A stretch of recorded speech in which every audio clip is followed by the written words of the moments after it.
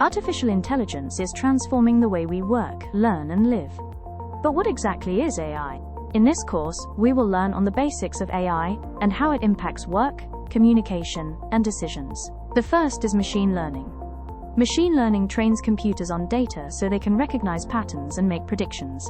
For instance, companies use AI to understand customer behavior, identify new opportunities, and even predict future trends. Another critical issue is bias and fairness. AI systems learn from data, and if that data reflects historical biases or inequalities, the AI may reproduce or even amplify those biases. The fourth emerging trend is AI for sustainability.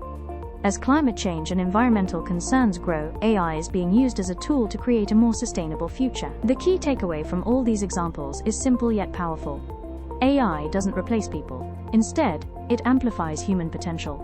It allows us to work smarter, not harder. Ready to learn more? Get full access to the AI literacy course on the ITEL Learning app. Download the app today and start your AI learning journey.